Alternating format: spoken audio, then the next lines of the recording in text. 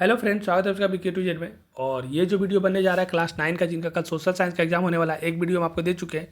ये वीडियो उससे भी ज़्यादा जरूरी इसलिए है क्योंकि ये पार्ट 2 है और इसमें से सारा क्वेश्चन आपको एग्जाम में लड़ जाएगा। जैसा बताएंगे वैसा ही आपको जाकर लिख देना है। और लास्ट तक सुनना इसलिए जरूरी है क्योंकि हम बहुत सारा ऑब्जेक्टिव क्वेश्चन जो डिस्कस करते हैं वो सब एग्जाम में आता है और कोई भी एग्जाम में आपका काम आएगा, सिर्फ 9 के लिए नहीं। तो ध्यान से सुनिएगा तो आपको याद रहेगा, और जो याद नहीं रहेगा उसको आप लिख लीजिएगा वीडियो को रोक रोक के। तो ठीक है, शुरू करते हैं।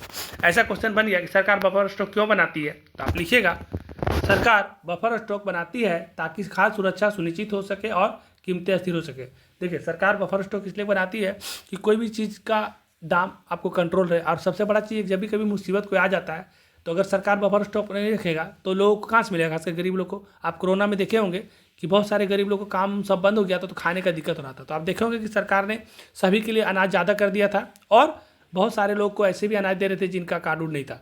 तो इससे क्या होता है कि सरकार जो बफर स्टॉक बनाती है, एफसीआई बोल के गोदाम होता है, फूड कॉर्पोरेशन ऑफ इंडिया, तो वहाँ बहुत सारा सामान किसानों से कम दाम पे, मतलब मिनिमम सपोर्ट प्राइस पे खरीद के रखी रहती है, ताकि कभी भी आपदा आ जाए, कभी कोई दिक्कत आ जाए तो सरकार उसको कंट्रोल कर सके और इससे बाजार का भी दाम ऊपर ज़्यादा ना बढ़ पाए। बफर स्टॉक को केंद्रीय पुल भी कहा जाता है। सरकार मौसम या आपदा के समय अनाज की कमी को दूर करने के लिए ऐसा करता है या कर सकता है। क्या होता है कि जब भी कभी भी 2-3 महीने तक लगातार बारिश होते रहे, बहुत लोग काम बाधित हो जाए, तो उसमें क्या करेगा, तो सरकार जो है उस समय बफर स्टॉक से अपना सामान निकालती है और बाकी लोगों को मदद करती है। तो बफर स्टॉक का मतलब आप समझ गए होंगे। नेक्स्ट क्वेश्चन आपसे पूछा जा सकता है कि भूमिहीन मजदूर किसे कहते हैं। तो आप देखते होंगे खास करके बिहार में भी कि भूमिहीन मजदूर उन श्रमिकों को कहा जाता है जिनके पास खेती करने के लिए अपना जमीन नहीं होता है। मतलब ऐसा बहुत सारे लोग हैं जो किसान का काम करते हैं, खेती काम करते हैं, लेकिन वो अपना जमीन नहीं होता, किन्हीं और का जाकर का काम करते हैं, उसके बदले उनको मजदूरी मिलता है। मतलब अपना जीविका को चलाने के लिए वो दूसरे खेत में जाके काम करते हैं, उनके पास अपना जमीन नहीं होता। तो जिनके पास अपना जमीन नहीं होता है खेती करने के लिए, उन्हें भूमिहीन मजदूर कहते हैं। उसके बाद क्वेश्चन बन सकता है कि भारत की राष्ट्रीय जनसंख्या नीति 2000 या राष्ट्रीय जनसंख्या नीति के बारे में लिखने के लिए तो लिखिएगा, यह नीति भारत सरकार के द्वारा 15 फरवरी 2000 को लाई गई थी।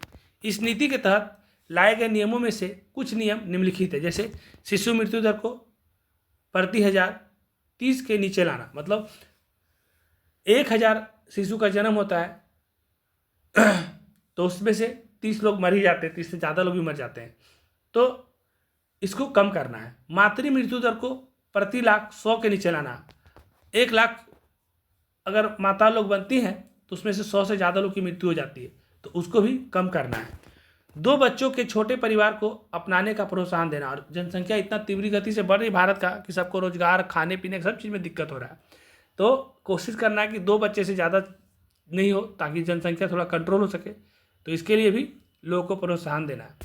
एड्स के प्रति लोगों को जागरूकता करना है तथा इसे रोकने का उपाय करना। और बहुत ज़्यादा शारीरिक समझ बनाने के चक्कर में बहुत सारे लोग को बीमारी, और एड्स नाम का बहुत डेंजर बीमारी हो रहा है, तो इसको भी लोगों को इसका सही चीज़ बताना है और इसको भी कम करना है। तो ये हो गया भारत की राष्ट्रीय जनसंख्या नीति। इसमें एक पॉइंट और है आपका, 5 पॉइंट लिख दीजिएगा कि बाल विवाह को रोकने का कानून का सख्ती से पालन करना। आजकल देखा जाता है खास करके कि जिनका उम्र 18 साल से कम है, लड़की लोग का, उनका भी शादी कर दिया जाता है। कोशिश करना है कि कम से कम 18 साल हो तभी शादी हो, और लड़का का कम से कम 21 साल हो। ज़्यादा है तो ठीक है, लेकिन कम से कम 18 और 21 हो तो ज़्यादा अच्छा है। नेक्स्ट क्वेश्चन है कि लू से आप क्या समझते हैं या लू का क्या मतलब होता है। तो आप लिखिएगा लू से तात्पर्य है कि उत्तर भारत और पाकिस्तान के सिंधु गंगा के मैदानी क्षेत्रों में पश्चिम से आने वाले गर्म, शुष्क और धूल भरी हवाओं से है। होता क्या है, गर्मी के दिन में होता है कि धरती जो है ना पूरा गर्म हो जाता है, और जब पश्चिम की तरफ से हवा चलता है तो आपको बहुत गर्म लगता होगा और एकदम आपको ठंडा का पूरा एहसास नहीं हो रहा होगा, आपको लगता हो कहाँ से हवा ठंडा है। लेकिन ये जब पूरा जोर से गर्मी आता है ना, तो ये खास करके मई का महीना में ज़्यादातर दिखता है, बीच मई में आपको दिखेगा। और इतना गर्म हवा चलेगा, इसका तापमान 45 से 50 डिग्री तक पहुंच जाता है। एक तरह से बोल सकते हैं कि एक तरह से हीट स्ट्रोक का कारण बन जाता है। इतना हीट आता है, इतना गर्मी लगता है कि आपका अंदर का शरीर का पानी सूखने लगता है। तो इसी को ही हम लोग कहते हैं लू। आज के कारण तबीयत भी खराब हो जाता है, बहुत दिन तक बीमार लोग रहते हैं। तो फिर इसके लिए बचने के लिए ठंडा ठंडा खाना पड़ता है, बच के रहना पड़ता है गर्म हवा से। हिमालय की 3 समांतर श्रेणियां का नाम लिखिए। हम बता चुके थे बहुत पहले क्लास में कि एक पहले सबसे ऊपर वाला होता है महान हिमालय। हम फोटो भी बना के एक बार फिर से दिखा दे रहे हैं, एक बार क्लास में भी दिखा चुके हैं, फिर से एक बार यहाँ पे दिखा दे रहे हैं। हम बताए थे कि जैसे कि भारत का जो भी नक्शा है, तो भारत का नक्शा में इस तरह से जब यहाँ पे बिहार वाला में आता है, तो इधर साइड वाला में जो ऊपर वाला होता है उसको बोलते हैं महान हिमालय, ग्रेट हिमालय। बीच वाला को बोलते हैं मध्य या लघु हिमालय, और जो सबसे नीचे वाला होता है उसको शिवालिक बोलते हैं। जो सबसे नीचे वाला होता है उसको शिवालिक या उप हिमालय कहते हैं। नेपाल का नदी के नाम लिखने के लिए आएगा तो नेपाल से निकलने वाले बहुत सारे नदी जैसे कोसी नेपाल से निकलती है, गंडक नेपाल से, घाघरा नेपाल से, बागमती नेपाल से, इतना लिखिएगा तो 2 नंबर आ जाएगा। पारिस्थितिकी तंत्र से आप क्या समझते हैं, तो आप लिखिएगा पारिस्थितिकी तंत्र एक प्राकृतिक इकाई क्रिया है जिसमें एक क्षेत्र विशेष के सभी जीवधारी पौधे और जानवर शामिल होते हैं जो अपने अजीब पर्यावरण के साथ साथ अंतर करके एक संपूर्ण वैज्ञानिक इकाई बनाते हैं। यह एक जटिल नेटवर्क है जो दिव्य पर्यावरण, भौतिक पर्यावरण और उसके प्रस्तावों को सम्मिलित करता है। सबसे बड़ा चीज़ है क्या ना कि ये जो आपका पारिस्थितिकी तंत्र है, ये इसको जीवन चक्र को चलने के लिए, पृथ्वी को सही तरीक़ा से नॉर्मल और न्यूट्रल रहने के लिए पारिस्थितिकी तंत्र जरूरी है। जैसे कहने का मतलब, अगर पृथ्वी पर बहुत सारा कीड़ा मकोड़ा हो जाए तो सिर्फ कीड़ा मकोड़ा रहेगा तो सब खा जाएगा, घास फूस तो खत्म हो जाएगा। तो आप क्या करिएगा कि उसको टिड्डा को खाने के लिए, कीड़ा मकोड़ा खाने के लिए मेढक आता है। अब मेढक सबको खा जाएगा और सिर्फ मेढक ही मेढक हो जाएगा तो वो भी दिक्कत हो जाएगा, आपका ज़िंदगी में टर टर हो जाएगा। तो मेढक को कम करने के लिए सांप आता है और उसको कंट्रोल करके रखता है। सांप भी अगर बहुत ज़्यादा हो जाएगा तो चील और कौवा सबको जानते हैं, उसको भी नोच नोच के खा के कम करेगा। और पक्षी का संख्या जब ज़्यादा हो जाएगा तो आप परेशान हो जाएंगे, तो इसके लिए लोमड़ी, फॉक्स और बहुत सारे निकले जो पक्षी को पकड़ पकड़ के खाएंगे। अब लोमड़ी का संख्या ज़्यादा हो जाएगा तो भी दिक्कत है, तो उसके लिए फिर शेर महाराज आएंगे, टाइगर आएंगे, उसको कम करेंगे। और एक तरह का जब शेर जो है, अब उसको कौन खाएगा, शेर कोई खाने का है तो शेर तो कभी ना कभी तो मरेगा ना। तो शेर का संख्या को कंट्रोल करने के लिए बहुत सारे अपघटक आते हैं, जब वो सड़ गल जाता है, मर जाता है, तो उसको खा खत्म कर देते हैं और अपघटक से ही फिर बन जाता है वो घास। तो इसी तरह से बोल सकते हैं जीवन चक्र को चलते रहता है ना। तो ये है पारिस्थितिकी तंत्र। आपदा प्रबंधन से क्वेश्चन आ सकता है, आपदा प्रबंधन घटक को लिखिए। तो लिखिएगा सभी विकास गतिविधियों में आपदा जोखिम न्यूनीकरण गतिविधियों को एकीकृत करना अनिवार्य बनाता है। EIA प्रोसेसर के समान तंत्र बनाना, इसे EIA प्रक्रिया का हिस्सा बनाना।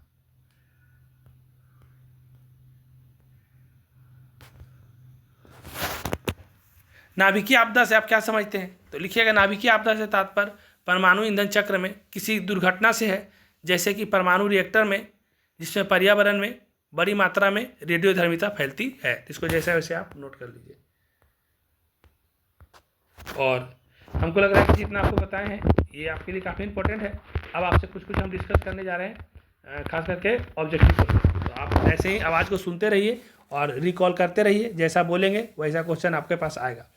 जैसे कि आपसे पूछा जा सकता है कि जो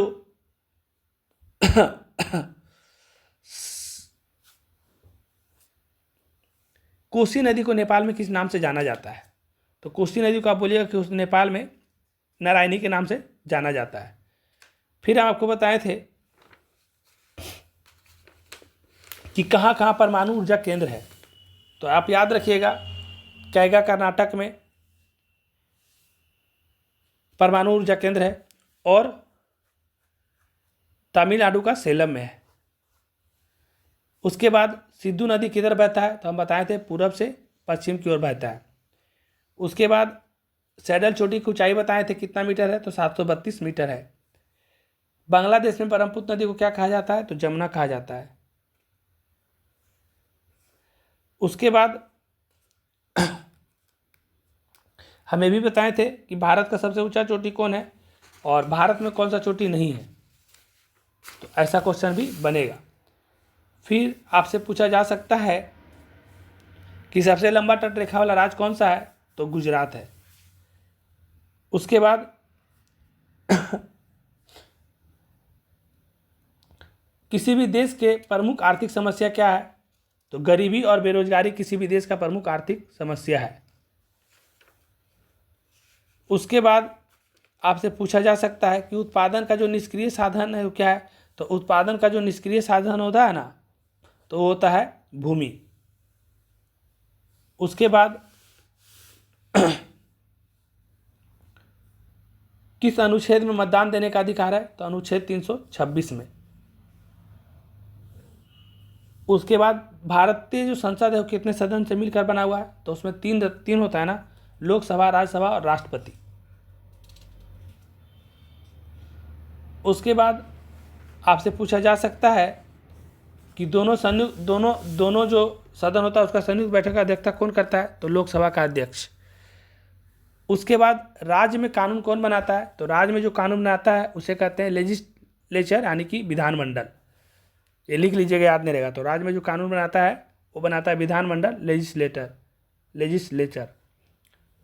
उसके बाद मुख्य चुनाव आयोग का नियुक्ति कौन करता है, तो राष्ट्रपति। और पूरा देश में निर्वाचन कराने की जिम्मेदारी जो होता है वो निर्वाचन आयोग को होता है। उसके बाद चेरो विद्रोह जो हुआ था, चेरो जनजाति जो रहने वाला था वो रहने वाला था पलामू का। अंतर्राष्ट्रीय श्रम संगठन का मुख्यालय अगर कहाँ है पूछा जाता है तो उसका है जेनेवा में। उसके बाद वोल्टेयर नाम के जो एक शख्स हैं वो क्या थे पूछा जाएगा, तो आप लिख दीजिएगा कि वो वैज्ञानिक थे। लेजर फेयर का सिद्धांत किसने दिया था, तो एडम स्मिथ ने दिया था। और यूरोप वासियों को कंपास का यंत्र का प्रयोग करना सिखाया था, तो सीखे थे हम लोग अरबों से। यूरोप वासी सीखा था अरबों से। और एक दो क्वेश्चन बनता है कि अमेरिका स्वतंत्रता संग्राम में अंग्रेज का सेनापति कौन थे, तो अंग्रेज का पूछेगा तो कॉर्नवालिस, अमेरिका के सेनापति थे वाशिंगटन। तो अमेरिका का पूछेगा तो वाशिंगटन, और अगर अंग्रेजों का पूछेगा तो अमेरिका स्वतंत्रता संग्राम में तो हो जाएगा कॉर्नवालिस। और जितना क्वेश्चन आपको बताए हैं वो इसी टाइप का क्वेश्चन आने वाला है, उससे ज़्यादा बाहर क्वेश्चन आने वाला नहीं है। वीडियो अच्छा लगेगा तो लाइक करिए, जो शेयर नहीं करते हैं शेयर कर दीजिए, और जो सब्सक्राइब नहीं किया वो सब्सक्राइब कर लीजिए, क्योंकि इसी चैनल पे आपको सारा सब्जेक्ट का कुछ ना कुछ इंपॉर्टेंट क्वेश्चन आपको मिलेगा जो आपके एग्जाम के लिए काफ़ी जरूरी होगा, और आपको आने वाले एग्जाम में भी जो जरूरी रहेगा वो आपको मिलेगा। तो इस वीडियो का भी बड़ा नहीं कर रहे हैं, इस वीडियो को रख रहे हैं, और जितना आपको पहले एक पार्ट दिया गया, पहले दूसरा पार्ट दिया गया, इतना अगर आप करके जाते हैं तो मेरे हिसाब से आपको 80 नंबर का एग्जाम होने वाला सोशल साइंस में सारा क्वेश्चन आपसे अटैम्प्ट हो जाएगा। तो इस वीडियो को समाप्त कर रहे हैं, धन्यवाद।